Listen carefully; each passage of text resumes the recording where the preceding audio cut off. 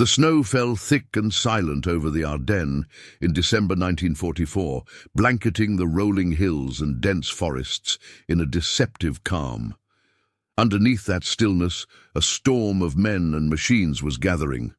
One final, desperate gamble to turn back the tide of a war Germany was now losing. On the morning of December 16th, the peace shattered. From the misted tree lines and narrow farm roads of Belgium and Luxembourg, panzers growled forward. Infantry columns marched under the Iron Cross once more, and artillery thundered in a way not heard on the Western Front since 1940. The Allies, stretched thin and lulled into thinking the war was nearly won, were caught unprepared. What followed would become the largest and bloodiest battle fought by American forces in Europe. The Wehrmacht called it Unternehmen Wacht am Rhein, Watch on the Rhine, but its purpose was far more ambitious than a mere defensive gesture. Hitler envisioned splitting the Allied armies, capturing Antwerp and forcing a negotiated peace.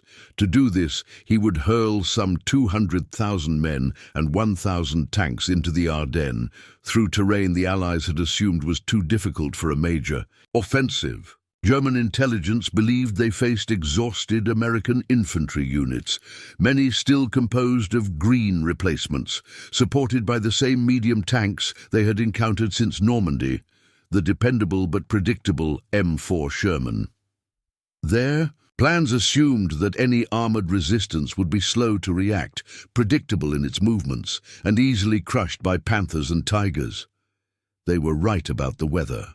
Snowstorms grounded Allied aircraft and cloaked the battlefield in fog and gloom.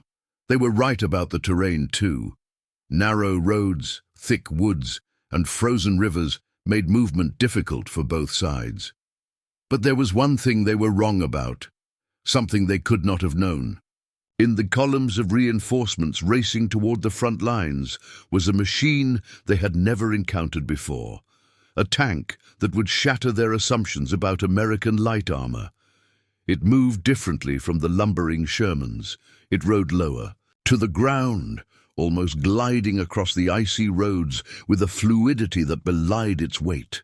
Its tracks churned through snowdrifts with confidence, its engine quiet and steady. The crews inside were still learning its quirks.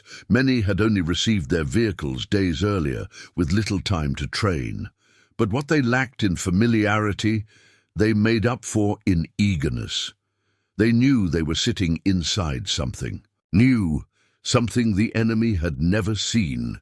The tank was officially designated the M24 light tank, but among the crews it had already earned a name. Chaffee, named after General Ardennes R. Chaffee, Jr., the father of American armored warfare.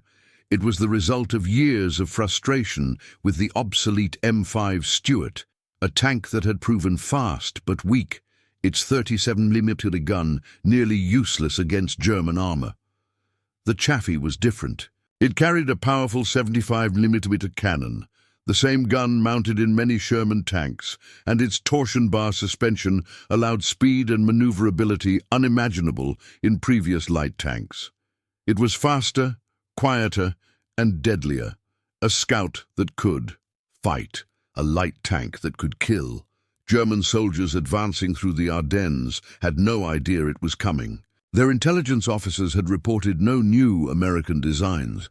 Their tactical manuals still described light tanks as vulnerable and best handled with anti-tank rifles or Panzerfausts at close range. And yet, as Kampfgruppe Piper's spearhead clawed its way toward Stavelot, as Volksgrenadiers pressed through the Schnee Eifel, and as Panzer Thors rumbled down forest roads near Bastogne, reconnaissance reports began to speak of small tanks with big guns, of fast-moving armor that hit and vanished before a counterattack could be organized. To many German troops, the first glimpse came in the form of a muzzle flash, a sudden sharp crack from the tree line, followed by the shudder of an armor-piercing round slamming into a half-track or gun position. Others saw them darting between stands of fir trees, kicking up plumes of snow as they repositioned faster than any American tank they had faced before. Some believed they were facing an entirely new class of medium tank, Others dismissed the sightings as mistakes, assuming they were simply Shermans seen from an odd angle. But the veterans knew better. Something had changed in a war that had conditioned them to expect the predictable. The same clanking Shermans, the same ponderous tactics. The sudden appearance of a nimble, well-armed light tank was unsettling. It was as if the enemy, so often caricatured in propaganda as slow to innovate, had quietly rewritten the rules while no one was watching. The M24 Chaffee had arrived too late to change the course of the war, but just in time to change the course of a battle. And in that frozen December landscape, where every hour counted and every surprise could tip the balance, its presence would shake German confidence in ways far deeper than its 75mm gun ever could. By the summer of 1942, the realities of modern mechanized warfare had caught up with the United States Army. The M5 Stuart, the light tank that had served as the workhorse of America's reconnaissance units since the early days of the war, was becoming obsolete faster than anyone had anticipated. It had been designed in a different era, a time when light tanks were expected to outrun heavier vehicles, probe enemy lines, and exploit breakthroughs rather than stand and fight. But the battlefield had changed. German armor was thicker, their guns more powerful, and their tactics more sophisticated. Against Panthers and Tigers, the Stuart's thin armor and small 37mm gun were more liability than asset. Its speed, once its greatest advantage, now often meant nothing more than a faster trip to destruction. Reports from North Africa were the first warning signs. American tank crews fighting Rommel's Afrika Korps quickly learned that their Stuarts could not penetrate the frontal armor of even older German tanks like the Panzer III and IV, except at dangerously close range. Against the newer Panzer IV variants with long-barreled 75mm guns, the Stuart was hopelessly outclassed. Its own armor, barely enough to deflect heavy machine gun fire, was sliced through with ease by German anti-tank weapons.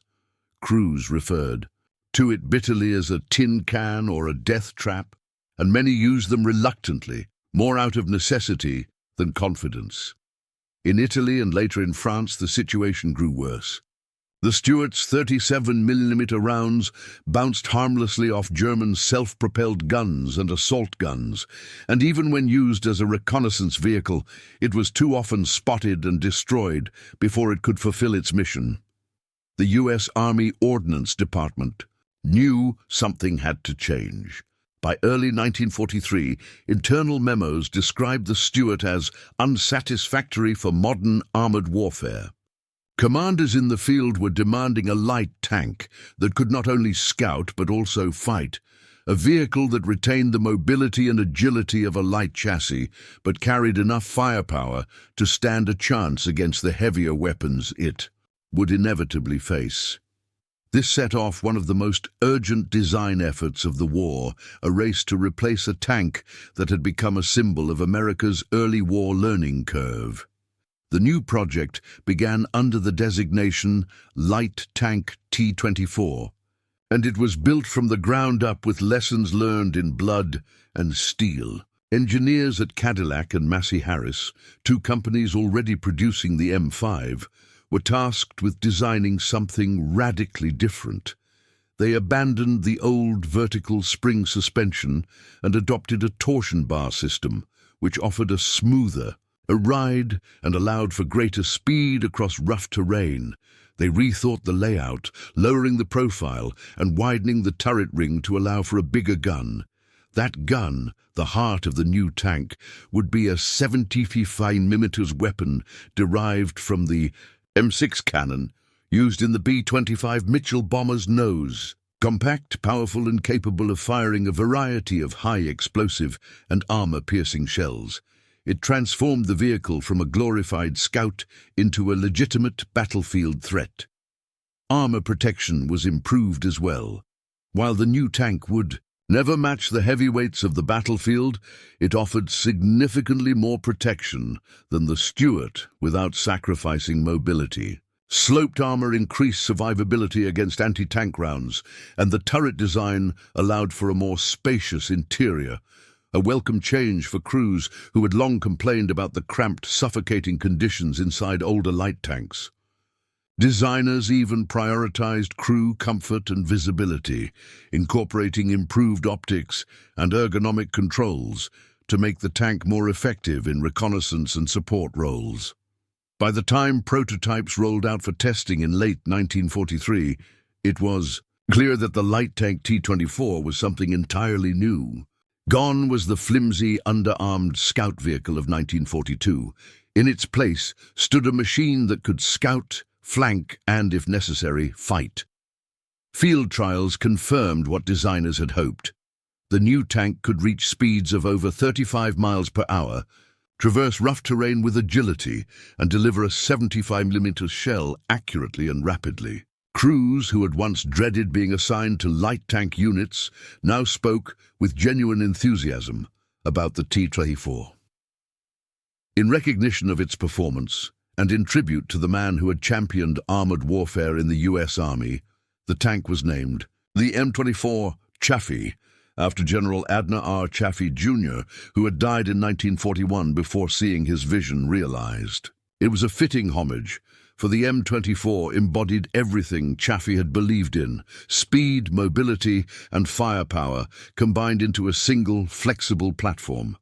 And while production delays meant it would arrive on the battlefield late in the war, its very existence marked a turning point.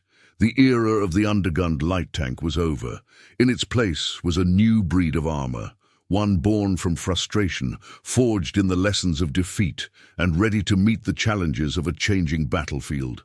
The new tank that would eventually be called the M24 Chaffee was not just an incremental improvement. It was a fundamental rethinking of what a light tank could be.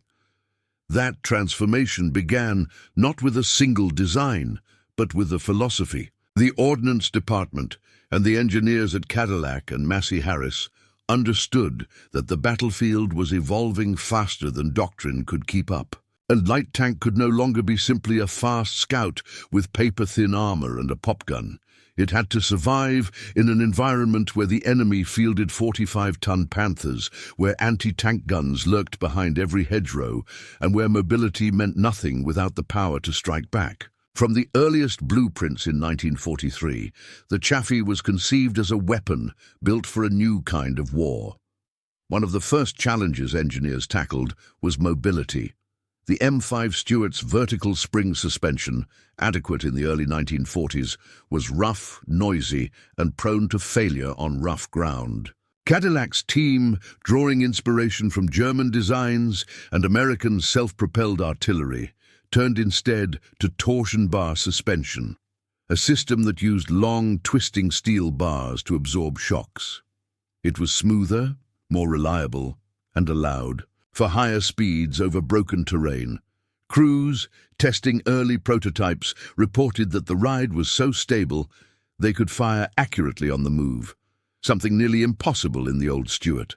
The new suspension also reduced maintenance demands, a crucial advantage in campaigns where vehicles often spent weeks in continuous operation without the luxury of depot repairs. But the real revolution was in firepower. The 37mm gun that had once been considered sufficient for a light tank was now worse than useless against modern armor. The solution came from an unexpected place: aviation. During the war, the B-25 Mitchell bomber had been fitted with a short, lightweight 75mm cannon for ground attack missions. That same gun, modified and adapted for tank use, became the centerpiece of the new vehicle. Compact enough to fit in a smaller turret, but powerful enough to penetrate German armor from the sides and rear, it was a game-changer. This weapon gave the Chaffee the punch of a medium tank in the body of a light one.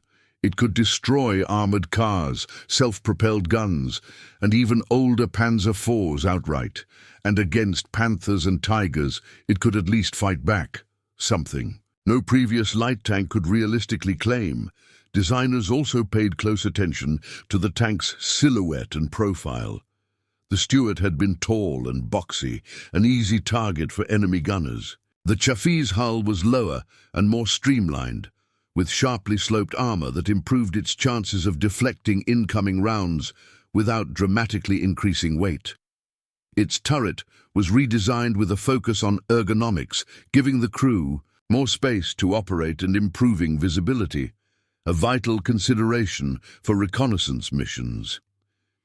Even the tank's internal layout reflected a new approach. Controls were simplified, radios upgraded, and the interior made more comfortable, reducing crew fatigue during long operations.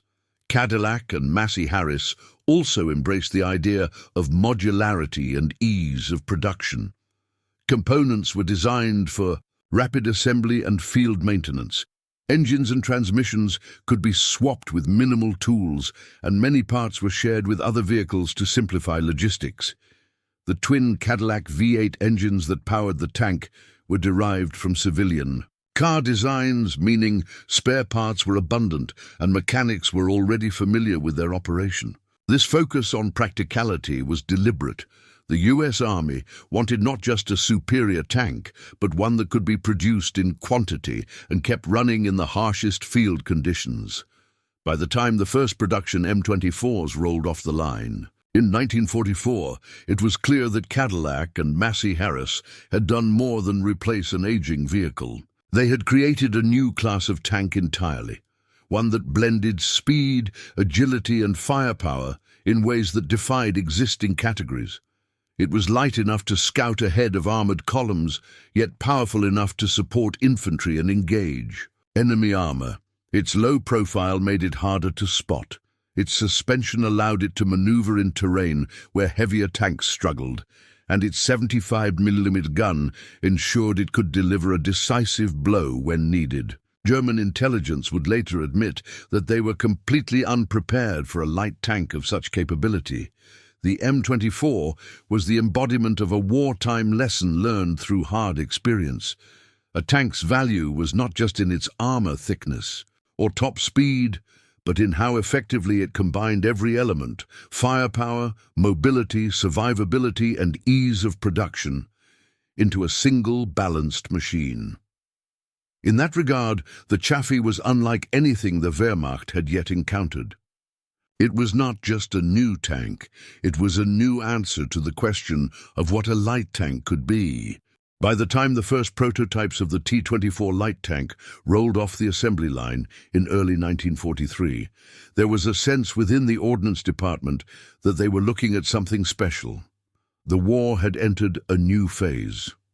The United States was no longer just reacting to events, but shaping them. And with that came a demand for weapons that could meet the rapidly shifting realities of the battlefield. The M5 Stuart had been the light tank of America's early war mobilization, rushed into service as a stopgap solution. The T-24, on the other hand, was something deliberate, designed with every lesson learned from North Africa, Sicily, and the Eastern Front etched into its steel. But before it could earn a place on the front lines, it had to prove itself, in the mud, on the ranges, and under the critical gaze of the soldiers who would one day fight in it. The first prototype was shipped to the Aberdeen Proving Ground in Maryland in the spring of 1943, where it faced a gauntlet of tests meant to push it to its limits. Mobility trials were the first priority. The Ardennes, the hedgerows of France, and the river valleys of Germany were a world away from the dry, open deserts of North Africa, and the army needed a tank that could handle every possible terrain. The new torsion-bar suspension was put to work immediately, driving the vehicle over churned-up fields, steep inclines, and simulated battlefield obstacles. Observers noted that the Chaffee, as soldiers were already beginning to call it, in honor of General Abner R. Chaffee, Jr., the visionary who had shaped American armored doctrine before the war, glided over ground that would have battered the older Stuart to pieces. Crews reported that they could keep their sights on target even while the tank was in motion, a dramatic improvement that promised to make reconnaissance engagements far more lethal. Then came the firepower tests, and these were perhaps the most anticipated of all. For years, tank crews had complained bitterly about the Stuart's 37mm gun, which could do little more than scratch the paint on a German Panther or Tiger. The T-24's new 75mm weapon, derived from the M6 cannon mounted in the nose of B-25 bombers, was put through its paces against an array of targets, static hull sections from captured Panzer IVs and Panther frontal plates were set up on the range. At ranges that would have rendered the Stuart useless, the new gun consistently punched through, delivering armor-piercing shells with accuracy and force. Test crews noted with satisfaction that the recoil system performed flawlessly and that the gun could be fired rapidly without significant loss of aim. Reports from Ardennes described the tank's gunnery performance as exceptional for its weight class, with some evaluators comparing it favorably to the Sherman's main armament. Crew feedback was another crucial part of the evaluation, and here too the T-24 excelled. Designers had paid close attention to the human element, widening the turret, improving interior ergonomics, and refining the layout of controls and optics. Tankers who had spent months cramped inside Stuarts spoke with something approaching relief about the new space and visibility. The improved periscopes and gun sights allowed for quicker target acquisition, while the radio systems were praised for their clarity and range. A critical feature for reconnaissance units, often operating far ahead of the main force. Even small details, like the easier access to ammunition racks and better escape hatches, earned high marks from the crews who understood how much those things mattered when seconds meant survival.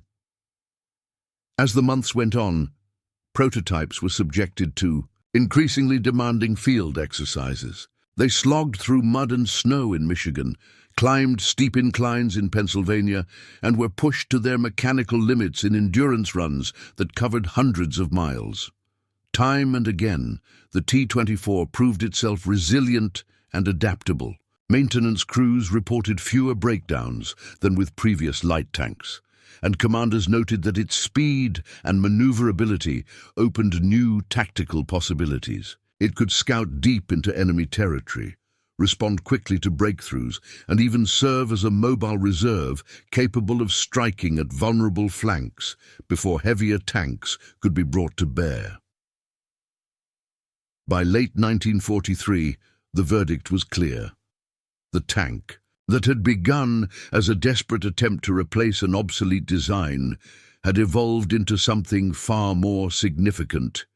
It was a machine that embodied the hard lessons of war, a tank born from the failures of the past, but engineered for the battles yet to come. And although it was still known officially as the light tank T-24, few soldiers used that name. To them, it was already the Chaffee, a tribute to the man whose ideas had shaped it and a promise of what it would bring to the fight. When the reports from Ardennes and the proving grounds reached the armored corps, they carried a single, simple conclusion. This was the light tank they had been waiting for. By the spring of 1944, the M24 Chaffee was no longer just an experimental design or a promising prototype. It was a weapon the US Army urgently needed, and the urgency of that demand defined everything that followed. The Allied armies were grinding their way toward Germany, but they were doing so at a heavy cost. The old M5 Stuarts that still formed the backbone of American light tank units were increasingly outmatched. They were fast, yes, but speed meant little when their guns could barely scratch the armor of a Panzer IV and were completely useless against Panthers and Tigers.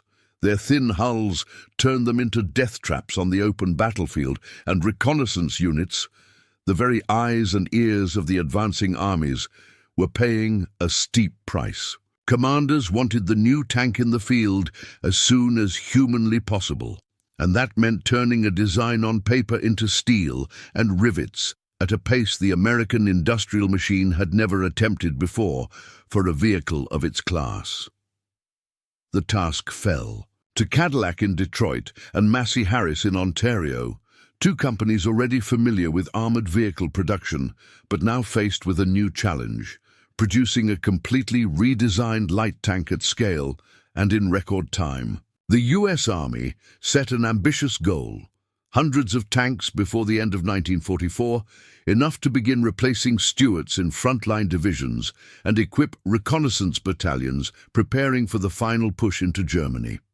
Meeting that goal required a level of coordination and ingenuity that rivaled even the most complex aircraft production programs. Supply chains had to be restructured, tooling had to be overhauled, and workers had to be trained to assemble a vehicle that was fundamentally different from its predecessor.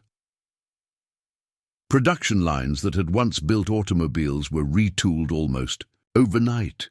Machine shops in Detroit worked around the clock, pouring out suspension components, gun mounts, and turret rings. Foundries cast armor plates in precise shapes, and railroad cars ferried them to assembly plants where they were welded into hulls. Cadillac engineers redesigned parts of the vehicle specifically for ease of manufacture. The twin Cadillac V8 engines, for example, were adapted from commercial car designs, allowing them to be produced in enormous numbers using existing machinery. In Ontario, Massey Harris dedicated entire facilities to manufacturing the new tank, bringing Canadian industry into the project in a way that further accelerated output. Yet despite the enormous industrial effort, the schedule was brutally tight. By the time the first production models rolled out of the factories in the summer of 1944, Allied troops had already stormed ashore in Normandy. Every day mattered. Reports from Europe spoke of German armored counterattacks, ambushes in the Bocage country, and reconnaissance units forced to withdraw under heavy fire. American commanders sent increasingly urgent cables back across the Atlantic, demanding that the new tanks be shipped as soon as they left the assembly line. Production crews responded by eliminating bottlenecks, streamlining inspections, and loading completed vehicles directly onto rail cars bound for East Coast ports. The scale of the logistical operation was staggering. Completed Chaffees left Detroit in long convoys of flatbed trains, their olive-drab silhouettes covered in tarps, their gun barrels secured for transit. In shipyards from New York to Halifax, cranes hoisted them aboard Liberty ships already laden with ammunition, rations, and fuel. Some tanks were still being secured in their crates when the ships left harbor. Others were rushed straight from the factory floor to training grounds in England, where crews, many of whom had never seen the tank before, were given only days to familiarize themselves before deployment. In some cases, the tanks arrived. In France, with paint barely dry, their crews learning the subtleties of their new machines while driving toward the front. All of this unfolded against a backdrop of growing uncertainty. Intelligence reports in the autumn of 1944 suggested that Germany was preparing something, a major counteroffensive somewhere along the Western Front. Few believed Hitler had the strength left to launch a serious attack, but the possibility lent a new urgency to every shipment and every production deadline. If the Wehrmacht had one last blow to deliver, American forces would need every advantage they could get. The Chaffee, with its speed, firepower, and versatility, was exactly the kind of edge they were desperate for. By October, the first units, equipped with M24s, were landing in France. By November, dozens more were on their way, many still aboard ships, even as orders came down to deploy them directly into the field. The logistical race had been grueling, but it had succeeded. Barely. Hundreds of Chaffees were now moving toward the European theater, some still smelling of factory oil, others streaked with salt spray from the Atlantic. They would arrive just in time, as German armor massed in the dark forests of the Ardennes, preparing for the surprise that would become the Battle of the Bulge. A different surprise was rolling toward them from the west, one born in the foundries of Detroit and Ontario, forged in urgency, and delivered on the edge of history. The forest was still dark when the first shells fell on the morning of December 16th, 1944. Snow drifted quietly over the Ardennes, as if unaware that war had returned to this remote and rugged region.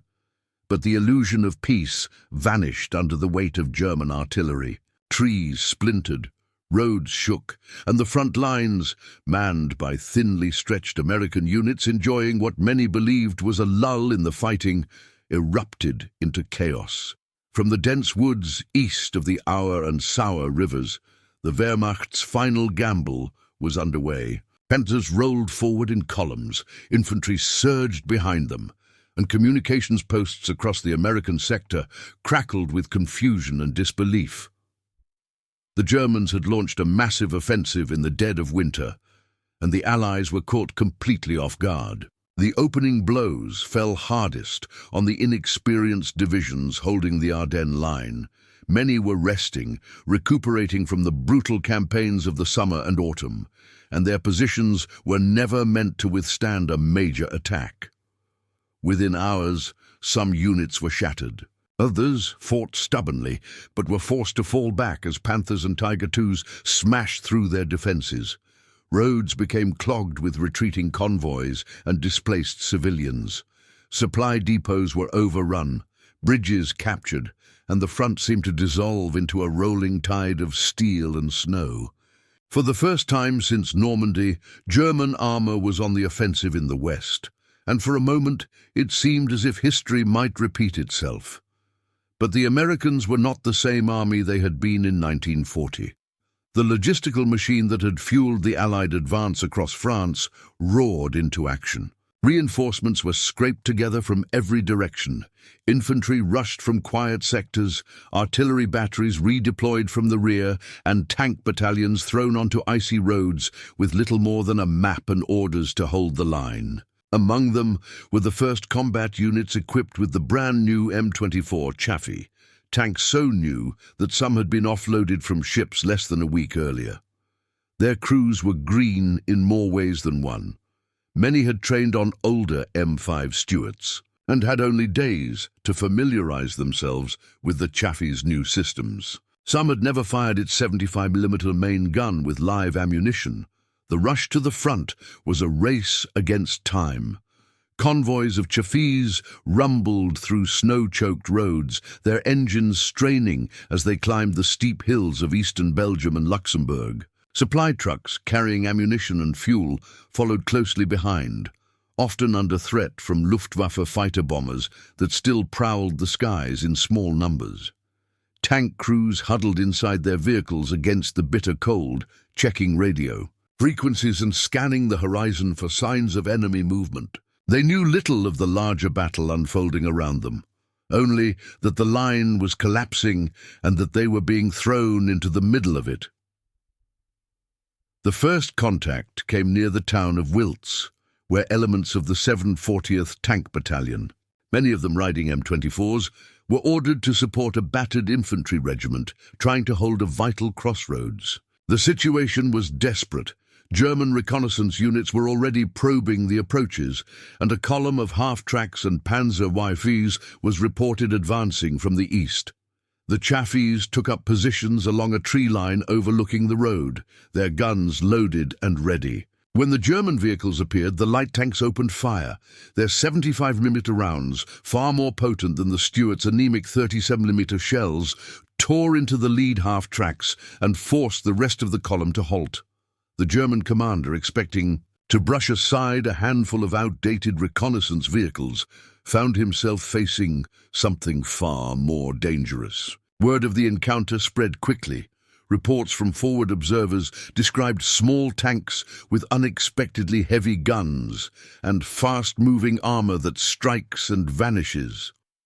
For the first time in the Ardennes, German assault units began, encountering American light tanks that did not simply scout and retreat, but stood their ground and fought. The Chaffee's speed allowed it to reposition before counterfire could reach it, and its low silhouette made it difficult to hit against the white and grey backdrop of the winter forest. It was not invulnerable, far from it, but it was proving itself more than capable of slowing the German advance. Across the front, similar stories played out. Chaffee platoons were rushed to threatened sectors, sometimes fighting from the march, sometimes arriving just minutes before the enemy. Their crews learned quickly under fire, adapting tactics on the fly and discovering that the tank's agility and firepower allowed it to punch above its weight. In some places, they were forced to withdraw under overwhelming pressure. In others, they held long enough for heavier Shermans and tank destroyers to arrive. What mattered was that they were there, that the newest weapon in America's arsenal had reached the battlefield just as the war's last great battle began. The Ardennes offensive was still raging, and the outcome remained far from certain. But amid the snow and chaos, the Chaffee's debut marked a turning point.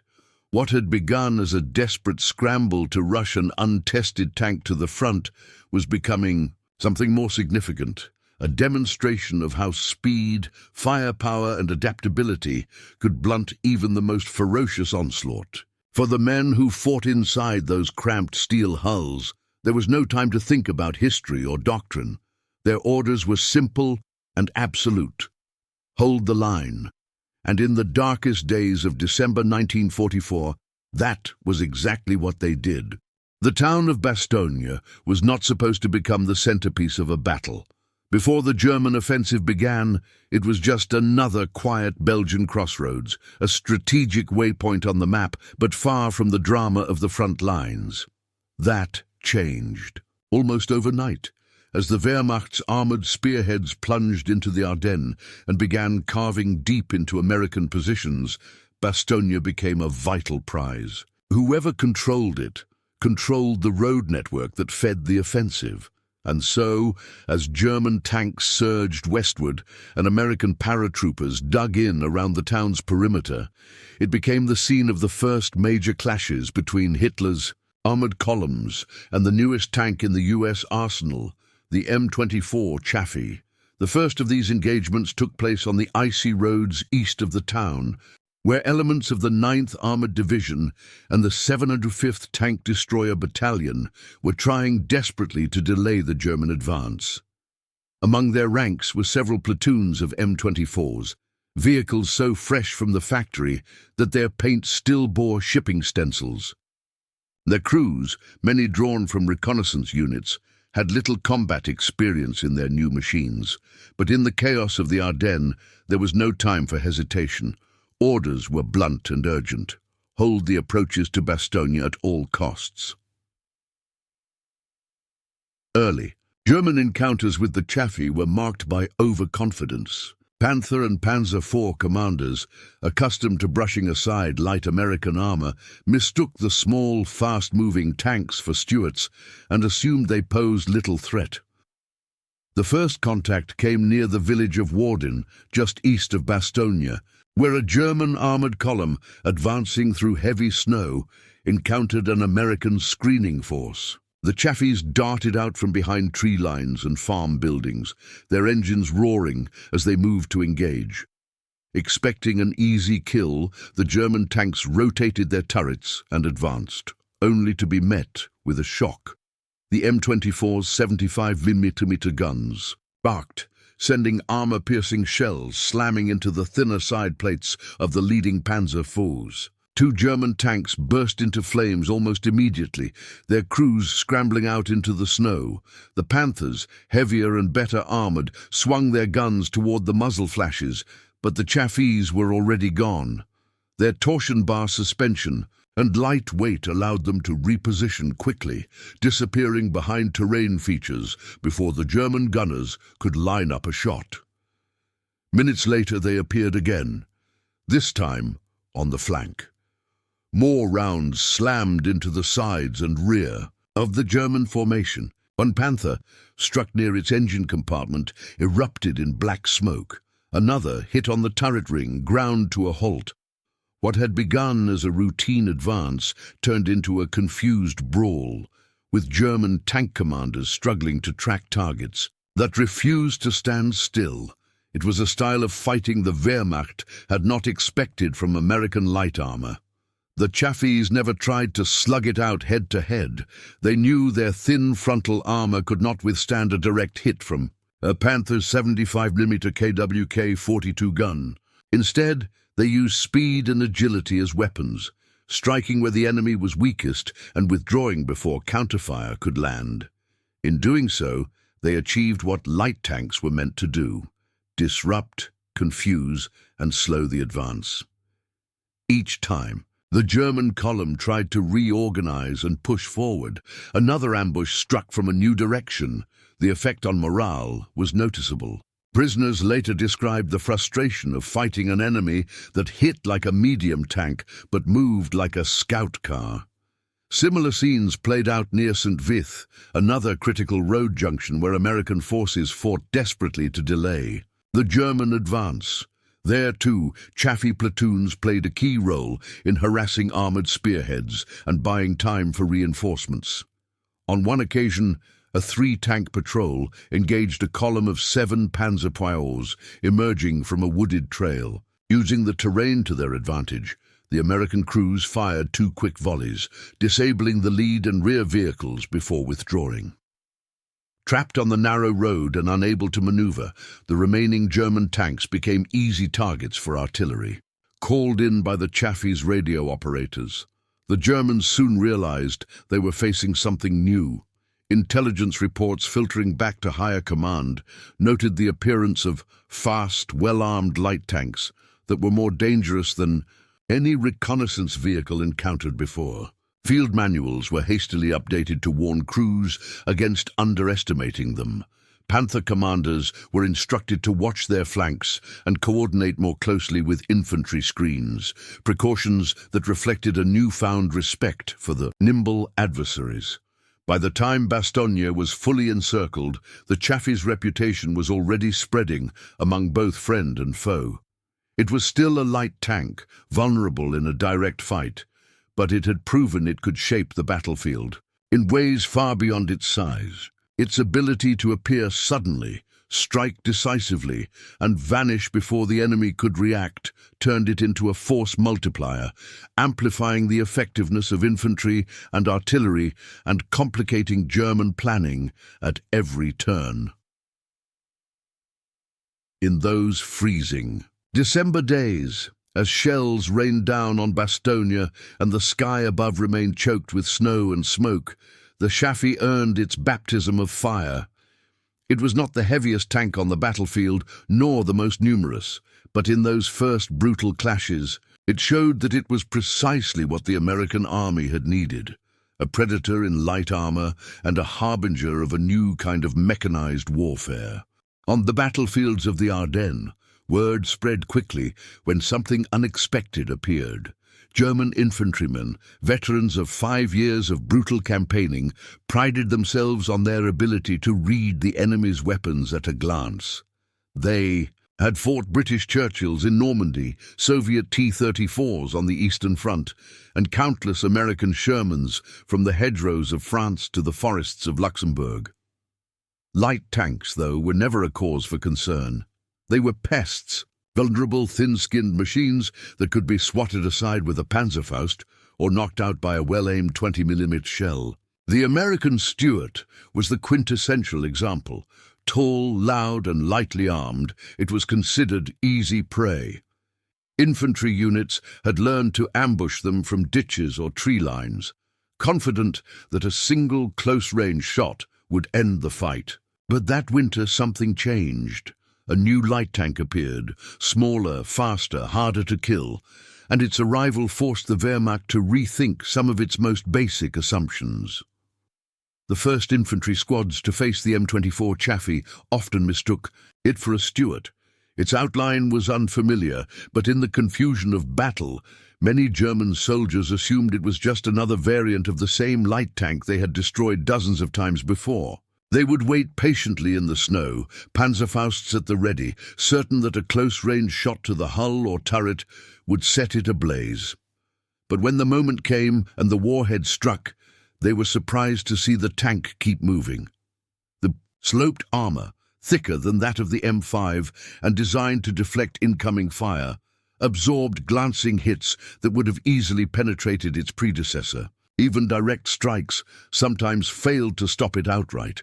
The lower profile made it harder to target, and the speed with which it accelerated out of ambushes often carried it beyond the effective range of follow-up shots. German anti-tank teams quickly realized that they were dealing with a more dangerous opponent. Reports began filtering up the chain of command, describing light tanks with improved armor that survived hits at ranges where Stuarts would have been annihilated. Infantry units accustomed to claiming easy kills now found themselves forced to retreat or call for heavier support. And while the Chaffee was still vulnerable, no light tank could survive a direct hit from a Panther's main gun or an 88mm shell. It demanded far more effort to destroy than anything the Americans had fielded before. The shock deepened when German troops saw the Chaffee's 75mm gun in action. Many Wehrmacht soldiers initially assumed that the small tanks were equipped with the same 37mm weapon they were used to facing. That illusion vanished the first time an armor-piercing round from a Chaffee punched through the side plate of a Panzer IV or shattered the superstructure of a self-propelled gun. The new weapon had range, accuracy, and killing power far beyond what German troops associated with light armor. It could cripple a tank destroyer, obliterate machine gun nests, and fire high-explosive shells into fortified positions with devastating effect. On several occasions, German assault groups advancing under the assumption that they were facing a reconnaissance screen found themselves pinned down and forced to withdraw when the Chaffees opened fire. The psychological effect was significant. Soldiers began referring to the new vehicle as a schneller Panzer, a fast Panzer, a term that carried both respect and unease.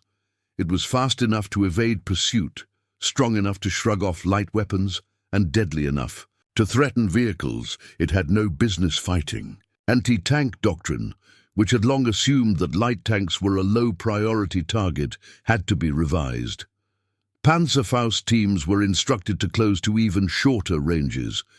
Anti-tank guns were repositioned to cover secondary approaches, and infantry units began requesting more frequent support from heavy weapons. Even then, the Chaffee's speed and agility often allowed it to slip past prepared defenses, strike a target, and vanish before reinforcements could arrive. The change in the battlefield dynamic was especially noticeable in urban areas and forested terrain, the very environments where German infantry had once excelled at destroying light tanks. The Chaffee's smaller size and improved suspension allowed it to maneuver through narrow streets and dense woods with ease, surprising defenders who expected heavier vehicles to avoid such terrain. Its crew could take advantage of cover, darting from position to position and firing on the move, making it a difficult target even for well-placed anti-tank guns. In one engagement near Hufeleis, a platoon of Chaffees reportedly disabled 4 German armored vehicles and slipped away before the enemy could organize a counterattack. As the weeks wore on, German field reports grew more detailed and more alarmed.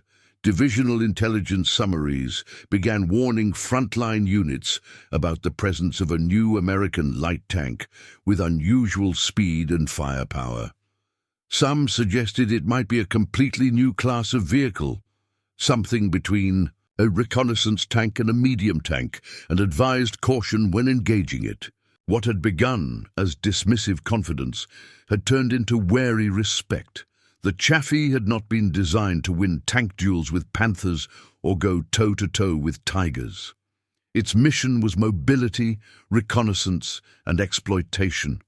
Yet, in the bitter winter battles of the Ardennes, it proved that a light tank could be more than a fast target. It could shape the battlefield, unsettle the enemy, and force an army steeped in experience to adapt its tactics. For German troops who had once laughed at the sight of a Stuart, the appearance of the Chaffee was no laughing matter. It was a sign that the Americans were learning, and learning quickly. The winter landscape of the Ardennes was an unforgiving place for reconnaissance. Thick forests muffled sound and swallowed visibility. Narrow roads wound unpredictably through snow-covered valleys, and villages that once seemed insignificant became strategic junctions overnight. It was a battlefield where information could decide the fate of entire divisions, and where the ability to see, move, and communicate faster than the enemy often meant the difference between holding a line and losing it. Into this complex environment rolled the M24 Chaffee, a light tank that was far more than a weapon. It was a set of eyes and ears on treads, designed not only to fight but to know, and its arrival fundamentally changed the way American forces gathered intelligence in a rapidly shifting front. Traditional reconnaissance in armored warfare was a perilous business. Before the Chaffee, light tank units in the U.S. Army were forced to rely on vehicles like the M5 Stuart, which, while fast, lacked the firepower and survivability to survive deep, probing missions. Crews often had to choose between caution and recklessness, stay far enough from the enemy to survive, but risk gathering little useful information, or push forward aggressively and risk being annihilated. The Chaffee eliminated much of that dilemma. Its improved suspension allowed it to move silently over snow and uneven ground. Its compact silhouette let it weave through dense woods and narrow roads without exposing itself unnecessarily, and its 75mm gun meant that if it stumbled into trouble, it could fight its way out rather than flee. Reconnaissance units that once operated nervously now advanced with confidence. In the days after the German offensive began, Chaffee-equipped reconnaissance platoons became some of the most valuable assets in the Allied arsenal. They slipped down forgotten forest trails, hugging tree lines and frozen streambeds to stay out of sight. Their crews worked in pairs or small groups, moving ahead of infantry columns and armored spearheads, searching for signs of German movement. Fresh tank tracks in the snow, radio chatter from concealed observation posts, the telltale heat shimmer of a hidden engine. Their reports, relayed over improved long-range radios, allowed division commanders to make decisions with a clarity they had never enjoyed before. Enemy formations could be tracked and anticipated, flanking maneuvers preempted, and artillery. Batteries repositioned before German armor even knew they had been spotted. One of the most transformative roles the Chaffee played was in guiding indirect fire. Because of its mobility and resilience, it could reach positions deep behind enemy lines and act as a forward observer for field artillery.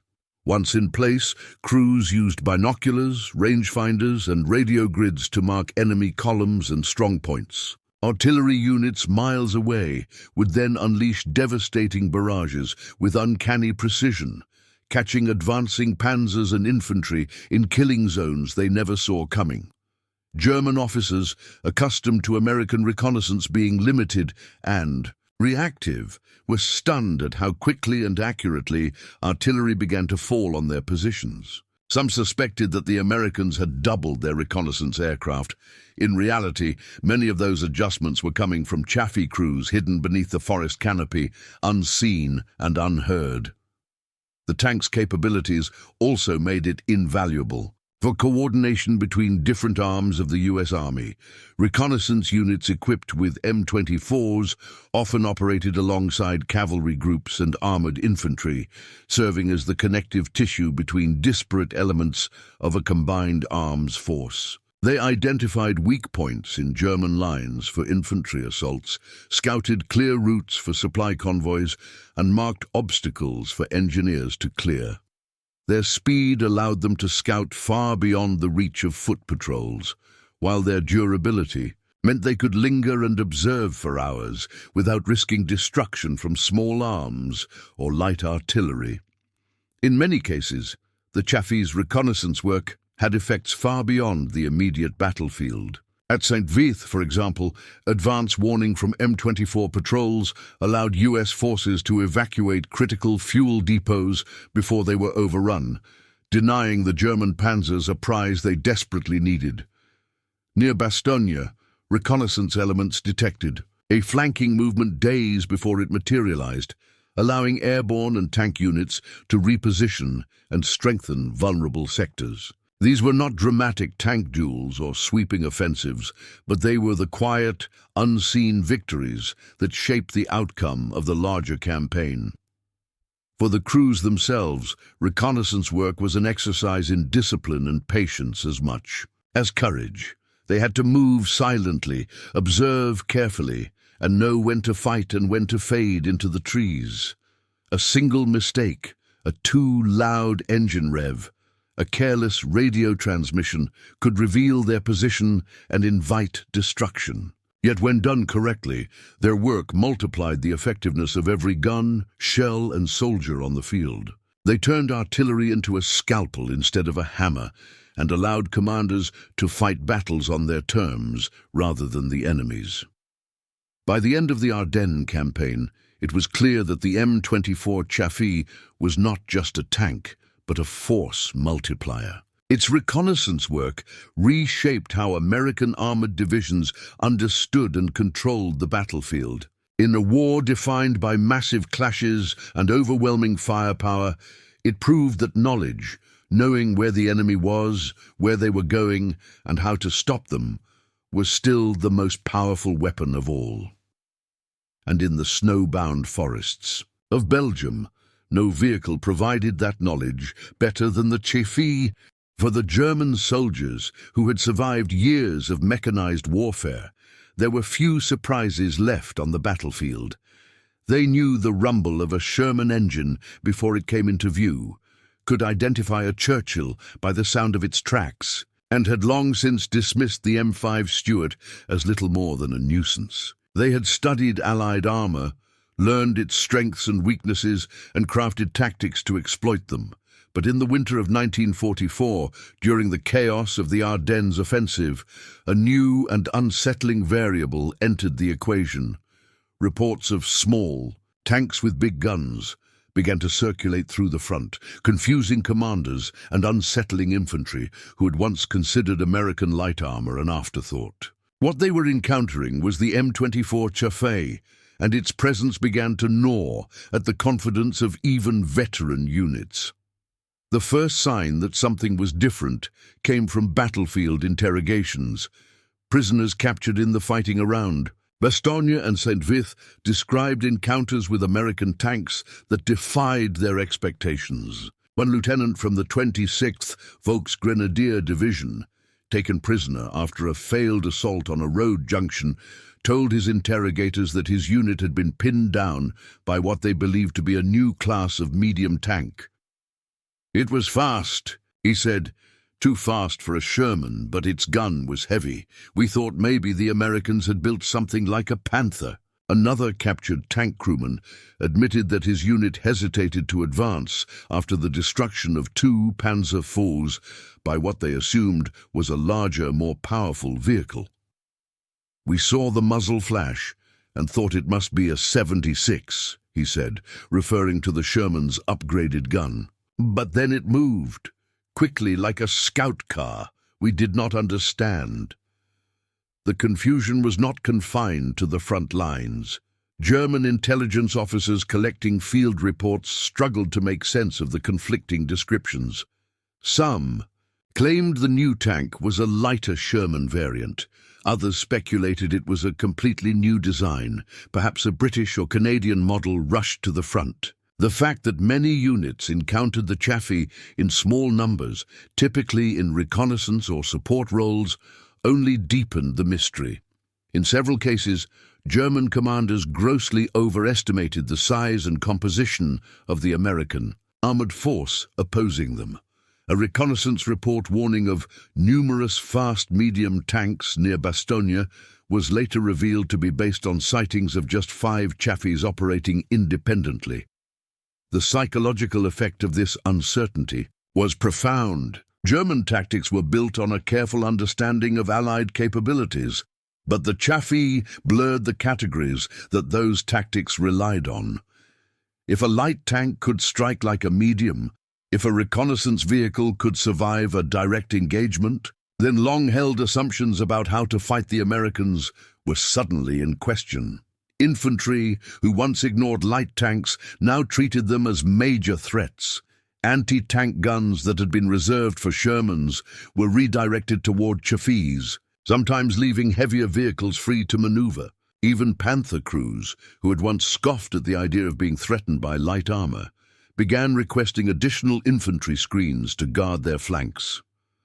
Some of the most telling testimony came from prisoners captured after failed counterattacks. A sergeant from the 2nd Panzer Division admitted that his unit delayed an advance for hours after spotting a group of Chaffees, believing them to be a vanguard for a larger armored formation. "We thought the Americans had more tanks than they really did," he confessed. "We expected a heavy push. It never came." Another captured officer described the morale of his men collapsing after a series of ambushes by Chaffees that seemed to appear and disappear at will. "We could not tell where they were or how many there were," he said. "They fired from one direction, then another. We believed we were surrounded." This erosion of confidence was perhaps the Chaffee's greatest achievement. It was not a tank that could win battles on its own. It was too lightly armored, too few in number, but its presence distorted the enemy's perception of American strength. Units diverted resources to counter it, changed tactics in response to it, and hesitated at critical moments because of it. The Wehrmacht, already stretched thin and increasingly dependent on speed and aggression, could ill afford such hesitation. Every pause gave the Americans time to reinforce, reposition, and bring their overwhelming firepower to bear. By January 1945, captured German documents revealed that references to the fast Panzer had become commonplace in field reports. Some commanders even speculated that the Americans were deploying an entirely new armored division equipped with the mysterious tanks. The reality was far more modest. The M24 was still relatively rare, and many units received only a handful before the end of the war. But perception mattered as much as numbers, and the Chaffee's impact on German morale far exceeded its actual presence. In a war where psychological dominance was often as decisive as firepower, the Chaffee proved to be more than just a machine. Of steel and gears, it was a weapon of confusion, a tool of doubt. It forced an experienced enemy to question what it thought it knew about the battlefield and to fight more cautiously, more reactively than it otherwise might have. And in the frozen forests of the Ardennes, that hesitation was all the Allies needed. By the winter of 1944, the German army had grown accustomed to a certain rhythm in American armored operations. The Sherman, for all its virtues, was a predictable opponent, reliable, rugged, and available in overwhelming numbers, but also deliberate in its movements and straightforward in its employment. American armored thrusts could be anticipated and countered, their progress tracked and their vulnerabilities exploited. When light tanks were encountered, they were usually slower, weaker, and cautious. Reconnaissance vehicles meant to observe, not to fight. But the introduction of the M24 Chaffee disrupted those assumptions. It was not built to win battles through brute force. It was designed to win them through speed, flexibility, and presence. And as its numbers grew on the Western Front, so too did the tactical options available to the US Army. The Chaffee's top speed, more than 35 miles per hour on roads and not much less cross-country, transformed the tempo of light armor. Operations, what had once taken hours, could now be achieved in minutes. Reconnaissance patrols could advance deep behind enemy lines before German commanders even knew they were there. Mobile reserves could shift from one threatened sector to another in a fraction of the time it would have taken a Sherman battalion. Even after the initial shock of its debut, the Wehrmacht struggled to adapt to the sheer pace of operations the new light tank enabled. Panthers and Tigers, powerful though they were, could rarely exceed 25 meters on the road and were far slower. Off it! Once committed to an engagement, They were difficult to redeploy and vulnerable to being outmaneuvered. The Chaffee exploited this fact ruthlessly. Hit-and-run tactics became one of its trademarks. Light tank platoons would move forward rapidly, strike exposed flanks or rear elements of German formations, and vanish before a counterattack could materialize.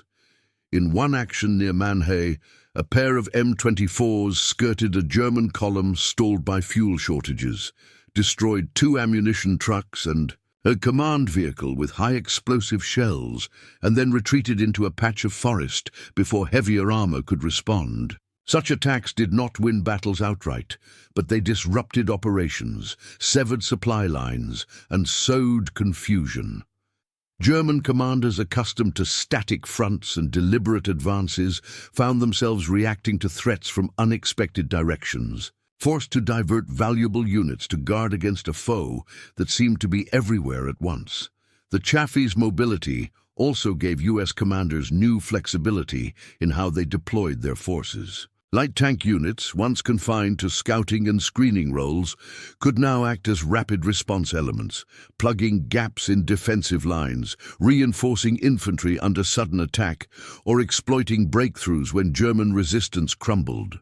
During the counteroffensive to relieve Bastogne, Chaffee platoons often led the way, racing ahead of heavier Shermans to secure key crossroads and bridges before the enemy could demolish them. Their speed allowed them to seize and hold terrain that would otherwise have been lost, shaping the flow of the campaign in ways no previous light tank could have managed.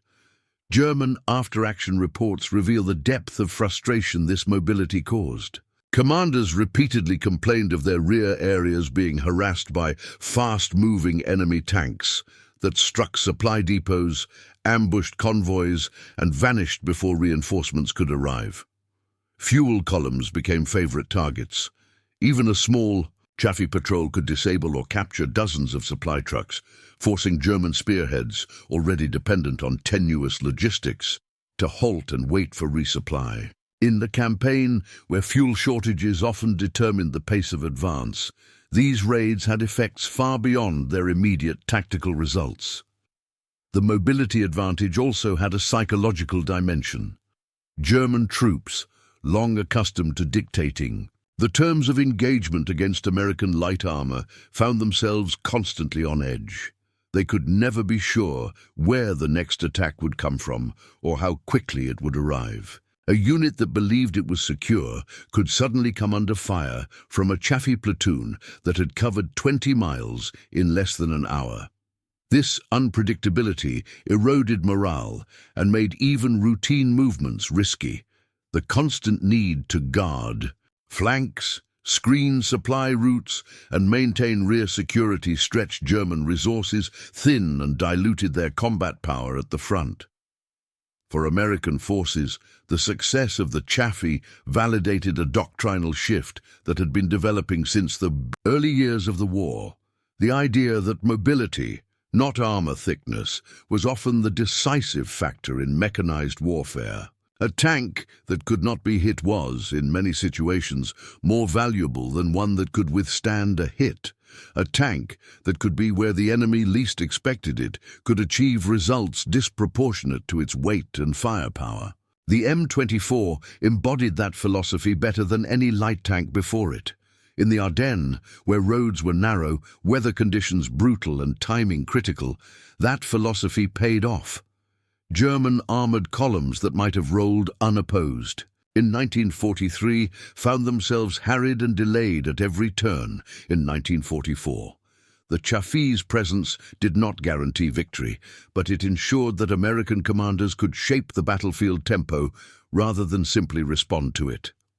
In a campaign, where time was often the most precious commodity, that advantage proved invaluable. The Battle of the Bulge was fought not only in the great armored clashes and desperate stands that dominate the history books, but also in countless small, brutal actions where a handful of tanks and infantrymen held the line just long enough for reinforcements to arrive. It was in these desperate hours that the M24 Chaffee came into its own. The Ardennes in December 1944 was a place of extremes. bitter cold that froze fuel lines and locked weapons, deep snow that swallowed vehicles whole, and dense forests that turned every approach into an ambush waiting to happen. The German army, pressing forward with its last reserves of men and machines, needed speed above all else. Every hour of delay gave the Allies a chance to regroup, redeploy, and strike back. And in many cases, those precious hours were bought by the speed, agility, and stubborn resistance of the Chaffee crews. Among the most determined defenders were the men of the 740th Tank Battalion, thrown into the fight with little preparation and even less equipment. Many of their tanks were brand new, some still untested, and their crews were unfamiliar with the terrain. Yet as German spearheads thrust westward, the battalion's orders were simple: hold, in the chaos of retreating infantry and collapsing. Front lines! Their M24s became mobile strongpoints, slipping into forest clearings and roadside depressions to lay ambushes for advancing columns. The Chaffee's compact size allowed it to hide where a Sherman could not, and its speed made hit-and-run tactics possible even against superior forces. In one action near Hotten, a platoon from the 740th lay in wait along a narrow stretch of road lined by steep embankments. As the lead elements of a German column, half-tracks and Panzer IVs, approached, the Americans opened fire at point-blank range. The first volley knocked out the lead and trailing vehicles, trapping the rest in a deadly bottleneck. German crews scrambled to return fire, but the Chaffees had already reversed down a side road, repositioning for another strike a few kilometers away. The ambush delayed the column by more than 6 hours, a seemingly small victory that nonetheless gave nearby American units time to organize a coherent defense. Further south, the 8th Armored Division was engaged in similar actions. Ordered to slow the German advance toward key road junctions, its reconnaissance companies used their M24s to harass and fragment enemy spearheads. Near Wilsheim, Chaffee crews guarded retreating infantry units, using their speed to dart between positions and provide covering fire as exhausted soldiers fell back towards secondary defensive lines. In some cases, they advanced alone into contested ground, firing high-explosive rounds into bridges, fuel dumps, and supply convoys to slow the enemy's momentum. It was dangerous work. The Chaffee was still a light tank, and a single well-placed round from a Panther could end the fight, but the crews understood that their mission was not to win decisive victories. It was to buy time, a resource far more valuable than territory. German accounts from the period reflect the frustration these tactics caused. Panzer commanders complained that their advances were constantly disrupted by fast, elusive tanks that appeared suddenly on their flanks or rear. These small actions forced them to deploy infantry screens, commit valuable tanks to rearguard duties, and advance more cautiously than they would have liked. For a counteroffensive that depended on rapid movement, every delay was costly. Even a few hours' pause could mean the difference between breaking through to the Meuse River and being stopped short by freshly arrived American reinforcements. The psychological impact on retreating American troops was equally significant. Soldiers who had been pushed back in the early days of the offensive found renewed confidence when they saw Chaffees racing past them to set up new blocking positions. The presence of the tanks, their guns firing steadily even as German artillery rained down around them, reminded infantrymen that they were not simply retreating, they were buying time for a counterattack. In many cases, those counterattacks would not have been possible without the thin line of M24s holding back the tide. One of the most striking aspects of the Chaffee's role in the Bulge was how often it operated in isolation. Cut off from main armored units, sometimes with little infantry support, Chaffee platoons functioned almost like cavalry detachments from another era, racing ahead to strike, harass, and disappear before the enemy could react. They knew they could not stop the German advance alone, but they could slow it, forcing the enemy to fight for every road, every bridge, every village. By the time heavy reinforcements, including Sherman battalions, tank destroyers and artillery, brigades began to arrive in force in late December, the German offensive had lost much of its momentum. It had been bled not only by fierce resistance at key strongpoints, but also by the constant harassment and delay inflicted by light forces like the M24. In that sense, the Chaffee's contribution was not measured in ground gained or enemy tanks destroyed, but in minutes and hours, each one a chance for the Allies to regain their footing. In the frozen hell of the Bulge, those minutes were priceless, and the crews who bought them did so with courage, skill, and a machine perfectly suited to the task.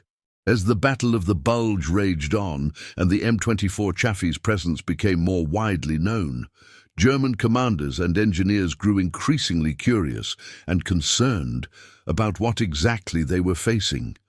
The tank's sudden appearance on the battlefield, its impressive firepower and its agility in terrain that usually hindered armored movement, all raised questions the Wehrmacht was eager to answer.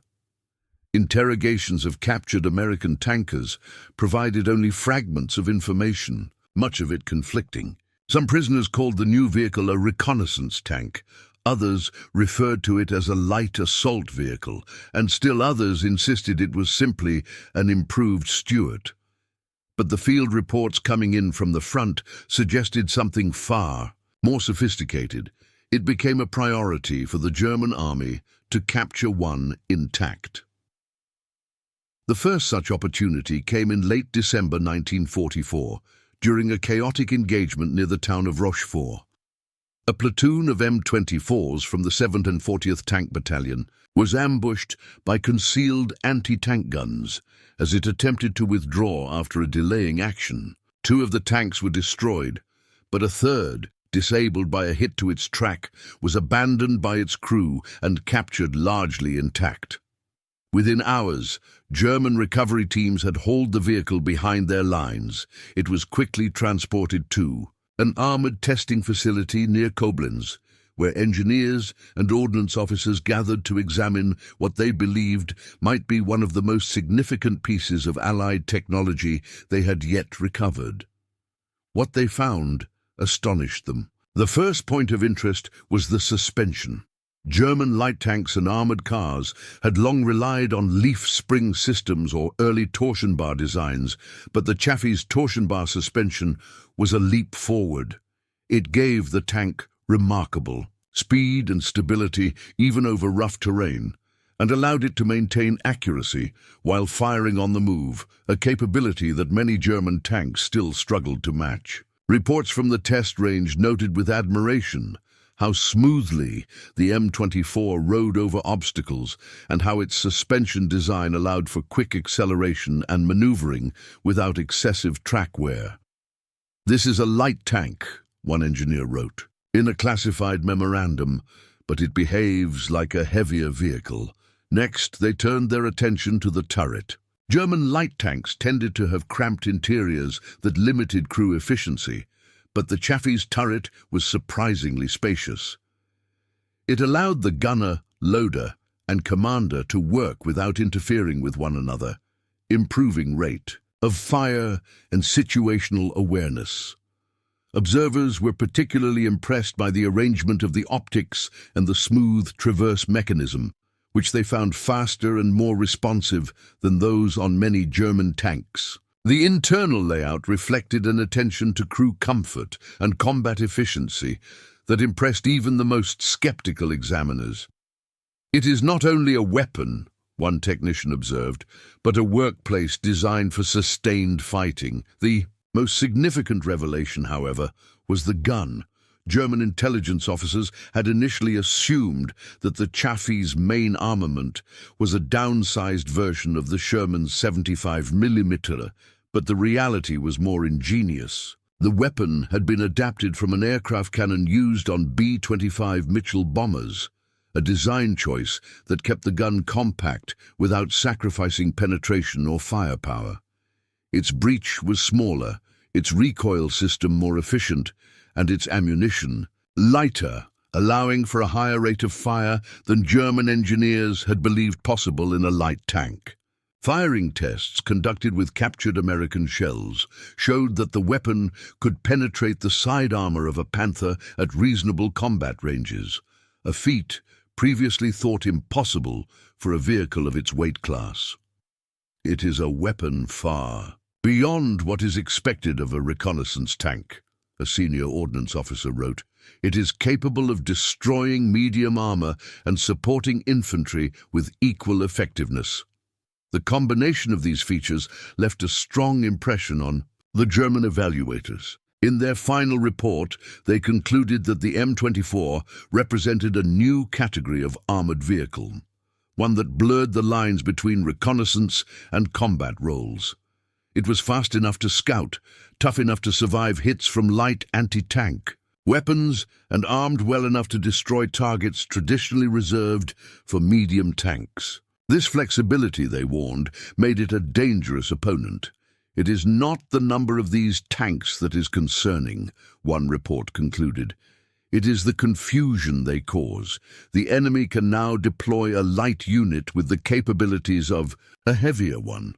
There were even discussions, albeit brief and unrealistic given Germany's collapsing industrial capacity, about adopting some of the Chaffee's design features for future vehicles. Engineers praised its suspension system and turret ergonomics in particular, and some speculated that if Germany had adopted similar approaches earlier in the war, their own light tanks might have remained competitive longer. Ultimately, the captured Chaffees did little to change the course of the conflict. Germany lacked the resources and time to replicate or counter the new design. But the technical evaluations confirmed what frontline units were already experiencing. The Americans had created a light tank that defied expectations. It was a machine that challenged conventional thinking and forced even the battle-hardened engineers of the Wehrmacht to acknowledge that Allied armor had entered a new era, and for those on the receiving end of its 75mm gun, that realization was far more immediate and far more deadly than any technical report could convey.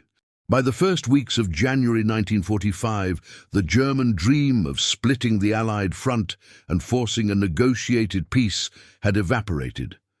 The offensive that had begun with such stunning momentum a month earlier was now sputtering out, its fuel tanks empty, its supply lines severed, and its fighting strength bled away by relentless Allied counterattacks. Snow continued to fall on the Ardennes, but the battlefield looked very different from the one the Wehrmacht had envisioned.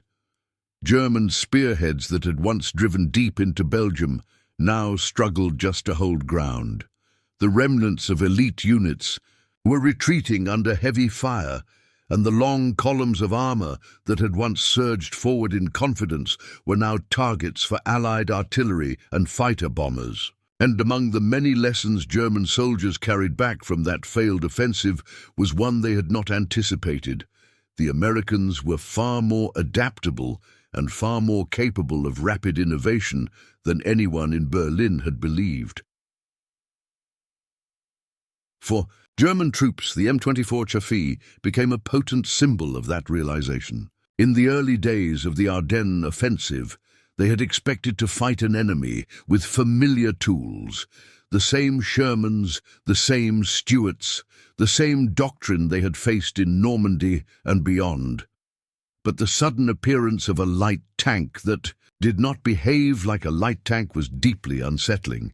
It demonstrated that American industry, far from being complacent in the war's final months, was still capable of producing entirely new weapons and deploying them to the front under the most chaotic conditions. German officers who had once dismissed American tank design as derivative and unimaginative were forced to rethink their assumptions.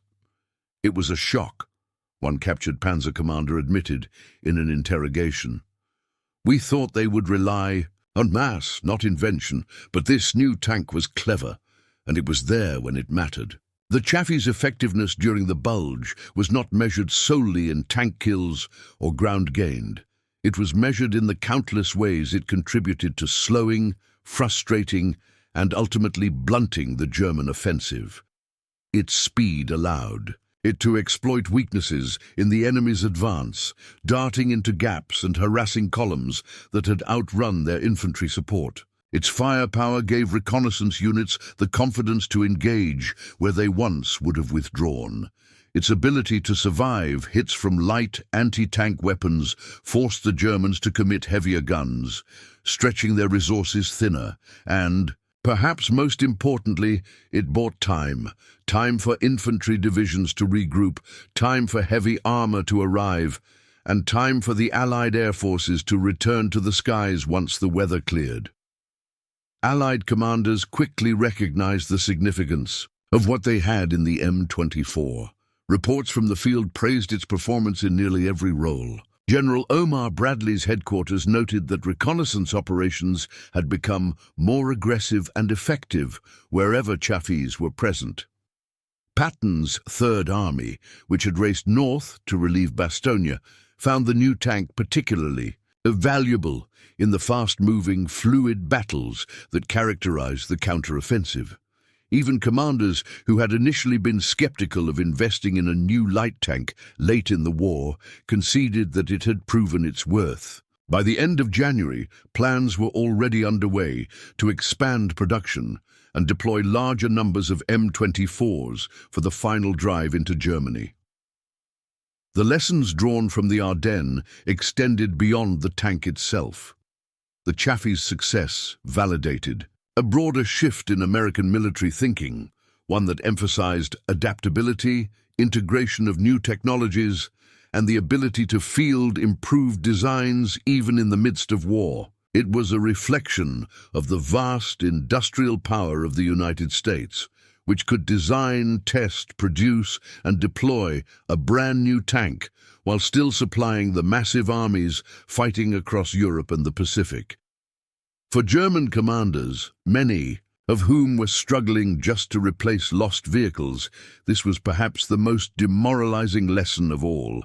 It underscored the widening gulf between the two sides, not just in numbers, but in capacity, flexibility, and strategic vision. In the weeks that followed, the Chaffee continued to shape operations. As Allied forces transitioned from defensive countermeasures to offensive planning, the tank's mobility and versatility made it an ideal tool for the kind of warfare that lay ahead.